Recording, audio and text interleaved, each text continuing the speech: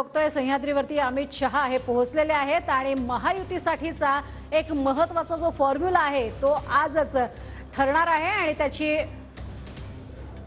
घोषणा सुद्धा आज होऊ शकते किंवा उद्या केली जाऊ शकते। सह्याद्रीवरती अतिशय महत्त्वाची ही बैठक सध्या पार पडते आहे, जिथे मुख्यमंत्री एकनाथ शिंदे तसेच उपमुख्यमंत्री देवेंद्र फडणवीस आणि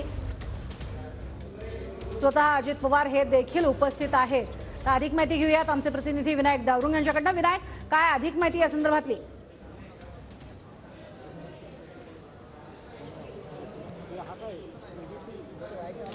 प्रज्ञा बरोबर आहे, महायुतीमध्ये जागा वाटपाचा तिढा जो आहे तो आपल्याला पाहायला मिळतो आणि अमित शहांचा दौरा जो आहे तो महत्त्वपूर्ण मानला जातो, कारण याच दौऱ्यात हा सगळा तिढा जो आहे ती सुटण्याची शक्यता आहे। अनेक जागेवरती तिन्ही पक्षांचे दावे जे आहेत ते आपल्याला पाहायला मिळतात। भाजप, राष्ट्रवादी, अजित पवार गट आणि त्याचप्रमाणे शिंदेची शिवसेना या तिन्ही पक्षांचे दावे आहेत आणि त्यामुळेच हा तिढा जो आहे तो आज या ठिकाणी या संपूर्ण बैठकीत सुटणार का, हा महत्त्वपूर्ण असणार आहे। ही बैठक जी आहे ती महत्त्वपूर्ण ठरणार आहे। दोन्ही मुख्यमंत्री ज्या पद्धतीने मुख्यमंत्री उपमुख्यमंत्री याला उपस्थित असतील आणि ही बैठक जी आहे ती पार पडेल। महायुतीची घटक पक्षांना किती जागा द्यायच्या किंवा जे सोबत पक्ष आहेत त्यांना किती जागा द्यायच्या, या सगळ्याचा तिढा जो आहे तो कायम राहिलेला पाहायला मिळतोय। आपण जर पाहिलं तर देशभरातल्या जागा वाटप भाजपने केलं, परंतु महाराष्ट्रातलं जर एकही उमेदवार जाहीर भाजपने सुद्धा केलेला दिसला नाही। त्यामुळे आजची ही अमित शहा यांच्यासोबतची बैठक जी आहे ती महत्त्वपूर्ण ठरणार आहे। सह्याद्री अतिथीगृहात ही बैठक पार पडेल।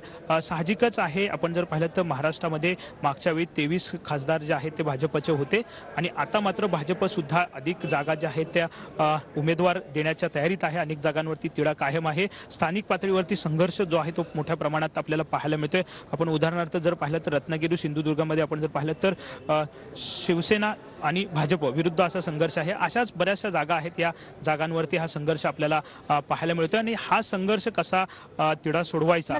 थोडंसं तुम्हाला थांबवते विनायक, मात्र शिवसेना शहांकडे लोकसभेच्या 18 जागांचा प्रस्ताव ठेवणार आहे।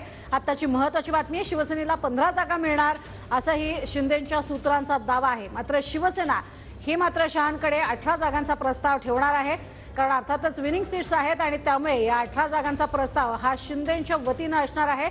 अधिक माहिती घेतोय विनायक डावरुंग यांच्याकडून। विनायक, 18 जागांचा यापूर्वी सुद्धा उच्चार करण्यात आलेला होता शिंदे गटाकडून आणि आता पुन्हा एकदा अमित शहांपुढे हाच प्रस्ताव ठेवला जाईल असं कळतंय।